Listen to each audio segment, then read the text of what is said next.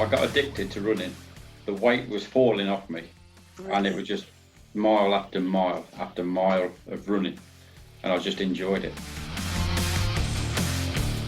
After you did the first one, and you get that time, the first thing you do when you cross the line is say never again. Yes. That's the first thing you say, never again. You get home, you look at the time, you reflect back and you think, I need to beat that time.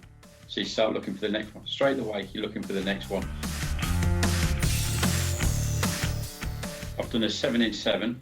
Wow. 7 marathons in 7 days. Or to simplify, 8 in 9 days.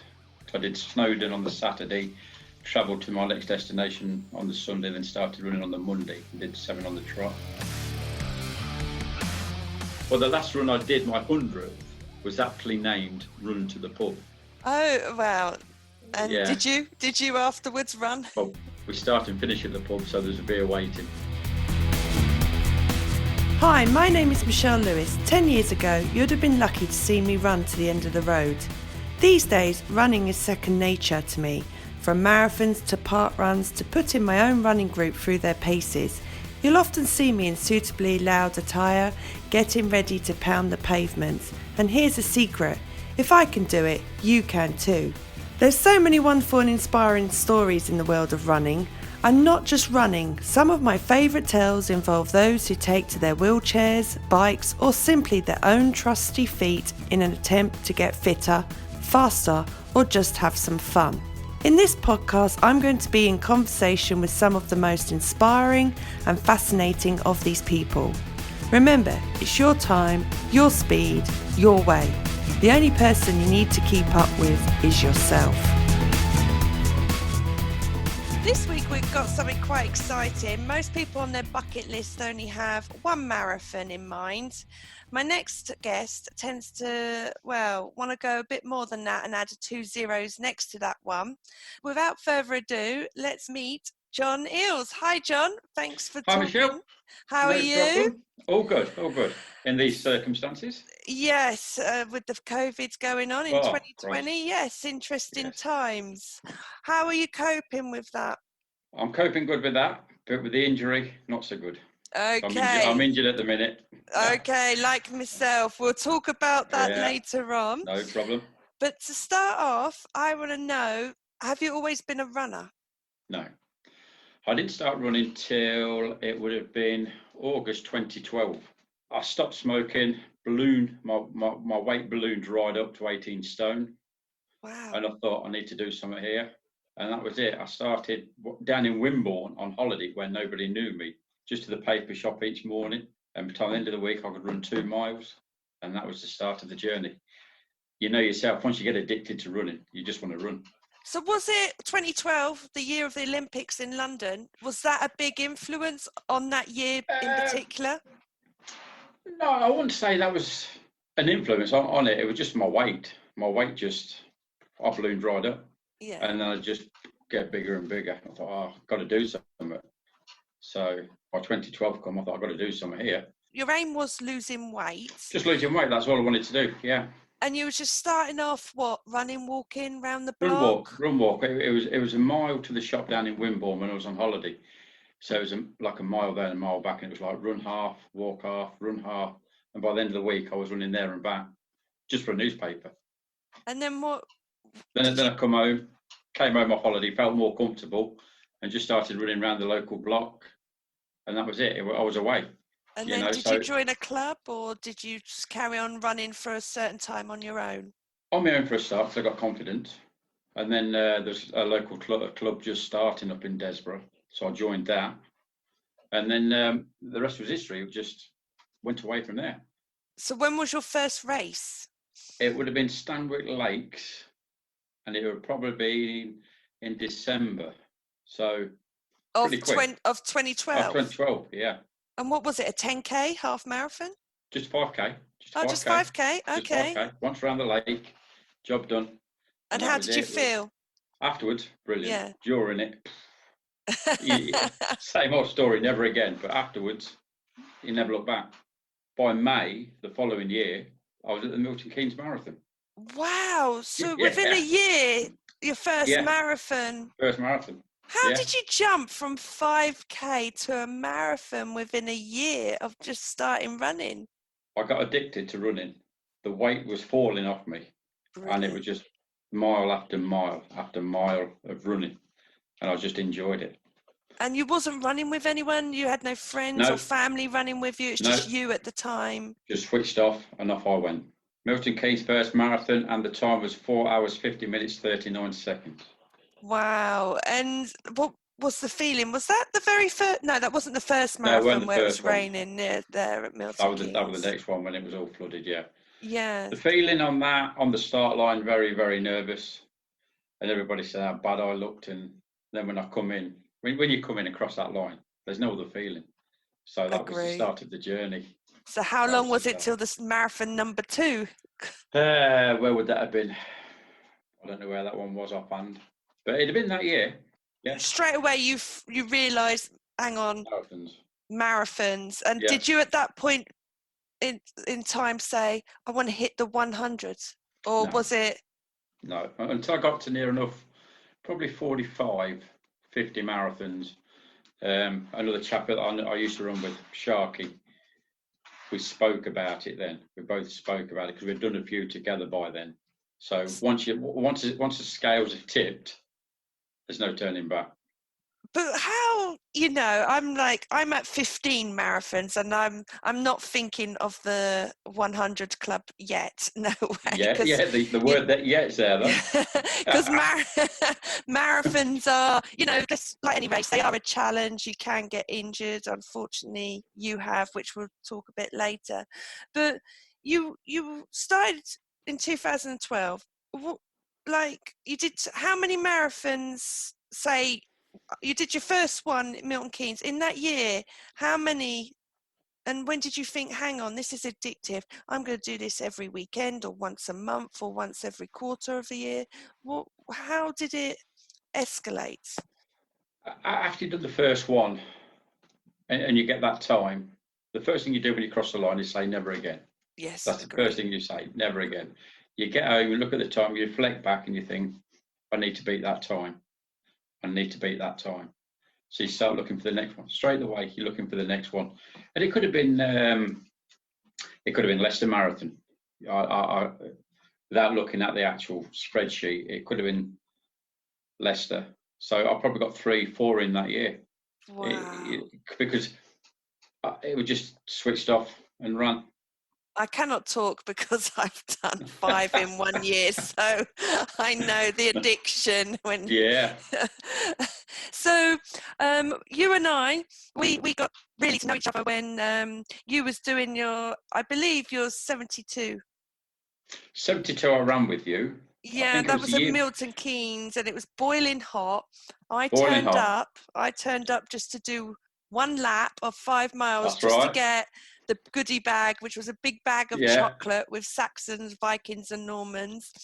And you had realised I'd done 2 marathons in recent months, Brighton and Barcelona, and said to my husband, nope, she's doing the marathon with me. Yeah. And I did. And you did. It was my slowest time, but I had the most fun. Did you find that when you were getting more and more into marathons, you were seeing, regular marathon runners? Is that what was keeping you going? Camaraderie between people, like running with you and just having somebody with you. But when you get tired and having somebody with you, once you've done that many, you need that support. And everybody out there who was on the quest as well, like I said, the camaraderie, unbelievable. Just egging you on all the while. Just you'd be like Milton Keynes, Northampton, Leicester, Walton. It was the same people week after week. What number this week? What number? You know what I mean? So what marathon have you done the most? I would say down in Walton-on-Thames with Phoenix running. Okay. That's along the Thames, and it's just I think it's 1.6 mile out, 1.6 mile back. So it's 3.2 mile, 8 laps. You got to do that 8 times. Oh, yeah. They're the tough ones. They're the ones that you have to switch off on. I was going to say 8 laps is challenging. I've done 2 marathons like that, and people don't seem to understand. The first thing they say is, don't you get bored? But Swift like one. you said, with the people, the support, it's not. You cannot get bored. There's one at Milton Keynes, 17 laps of a lake.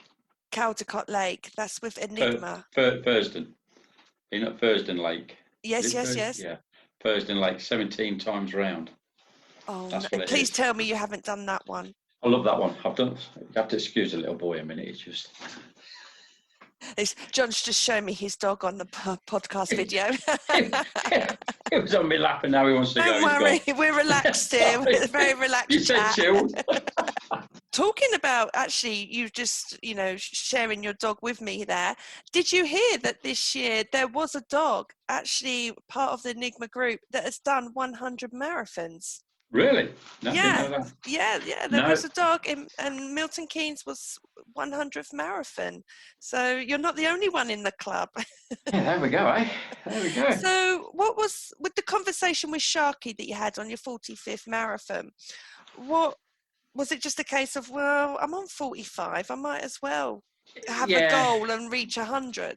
Well, we knew all the people who had done it, and because we'd done 45 and there's people hitting their hundreds and you see what they're going through, and we just thought, right, shall we have a go?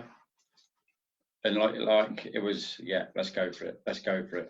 So it was a little bit of a race between me and Sharky for the start. Then he pulled away from me because, again, I got another injury. But we helped each other through it. We've done a lot of runs together. So what was so people can understand, was this a case of, I'm sure it's got to be a marathon every weekend to reach this target, or at least every other weekend? Or did you do some events where you had a long period and then you'll do 3 or 4 marathons over, weekends, which some organisers tend to do, events do? Most of them were doubles. I've done a 7 in 7. Wow. 7 marathons in 7 days. Or to simplify, 8 in 9 days. I did Snowdon on the Saturday, travelled to my next destination on the Sunday, then started running on the Monday, and did 7 on the trot. So, and how did you prepare your body each day? Like, what was your routine on that 7? Was it a case, I run a marathon day 1, eat as much as I can, sleep, legs in the air, and then start again? What was the pattern? The first day is normal. You get up, you run, then you come home, relax, wash, chill, eat, sleep, and you know the saying, repeat. Yes. Eat, sleep, run, repeat. It was that. I was stopping away down in Worcestershire, and on the Wednesday I just could not stop in the hotel room, so I actually came home Wednesday night. I went to the Northampton Club Run night in Northampton, had a little run with them, travelled back Thursday morning for the start of the marathon. So you really are addicted to running, or was back then? Was back then.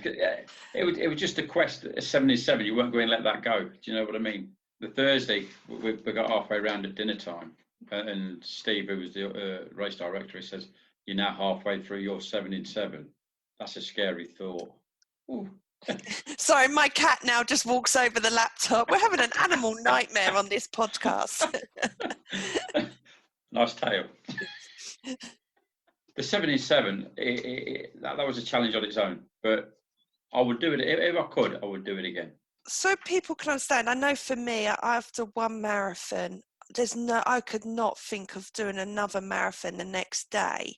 Like, your body, obviously you were able to do 7 or 8 in 9 days. Was you getting slower each time, to the point where by the time you got to 5, 6, 7, you was walking your way round, or was your body, was you improving with time as you was going round? Day 4 and 5 were the quickest. Oh, looking wow. at the times. Yeah, 4 and 5, because you just slow. You got to build yourself into it, and then you feel it. Once you've tipped the scales, it's that mentality. You tip the scales, right? I can go. The 7th day was a tough day because there's a few people out there with injuries, and we just helped them get round. There was one lad who finished the day on crutches.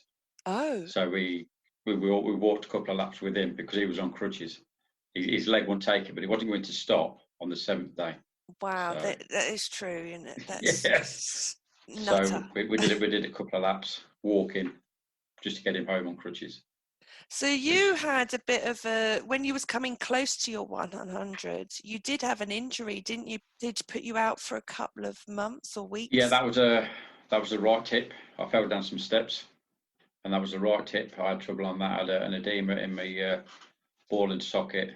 It swollen up, so the ball wouldn't move in the socket. And So then that how put many me marathons right did back. you have left then to do? There would have been about Reach your 8 to do. 100? Did you think then this isn't going to happen? No, because I'd have walked them.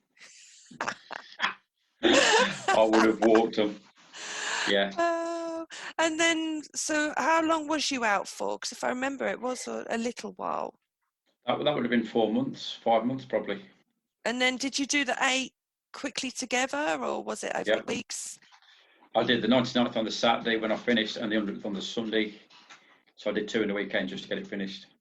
And I take it Yes. you have not done a marathon since. Yeah, I've done 3. So you're on 103. Have you I'm on got a new 103. target? Have you got a No. new target? So No. tell us now why, you've turned more to cycling than running. Why? Injuries. It could be through the running. It is through the running. I will say it is through the running. I've had a niggle in my groin since Christmas, and I could feel it every time I ran, and I thought, oh, stop. It ease off, as true runners do. Michelle, Yes. we all go through it. We can run this off. Couple of days off, feel good, go again, back again.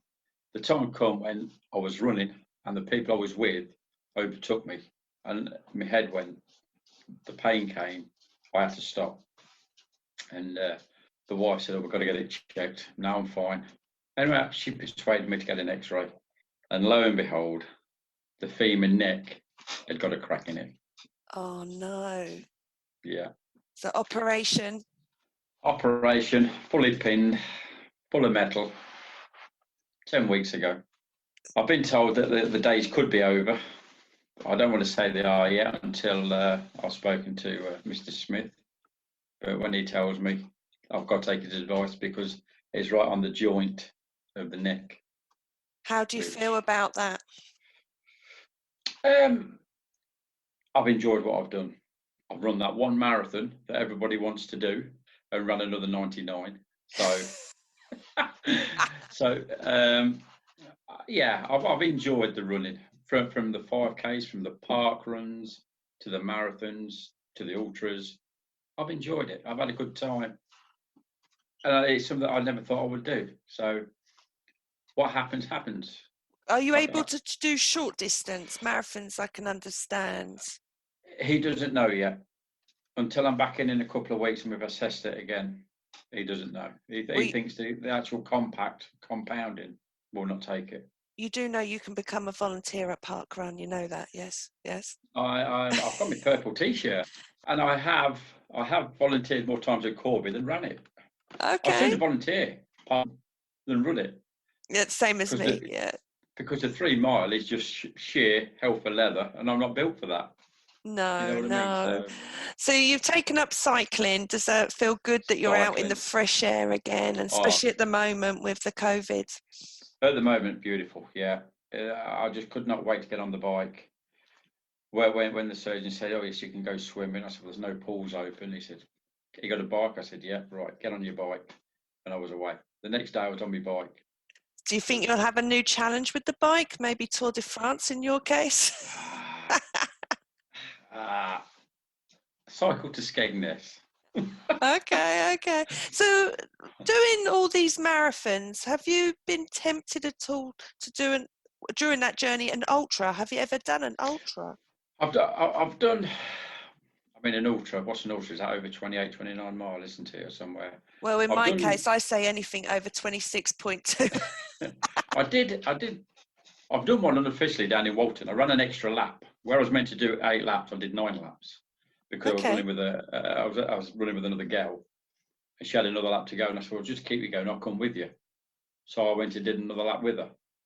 That's what I love about running, just the support. I won't go and leave her on the last lap.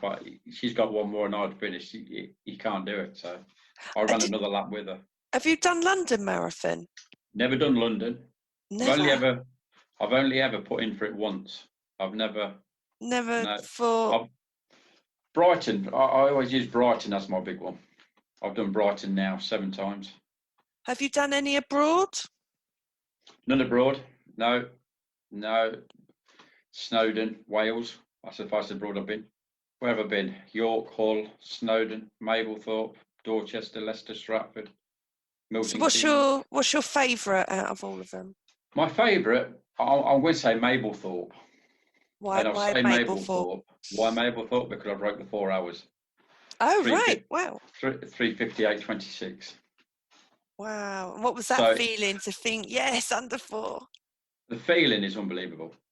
And it's a story that I always tell because the wife was there, my lad was there, and I could see them at different points, and they were telling me times. You know, when you're a runner, you just want to run. You can do it. Oh man! So I forced myself to do it, and it wasn't intentional. But once you knew it was there in the last couple of miles, you put your body through that little bit more. Do you And agree that it does depend on the morning that you wake up, how that marathon's going to be? You can prepare, but on that morning, it's all on the day. It's all on that day. It's all on that day. What helped me on that run was there was a half marathon as well, and it was 2 laps, and I was chasing these people down, but I didn't know they was doing the half, so I was way ahead of my pace anyway. Okay. So that helped me.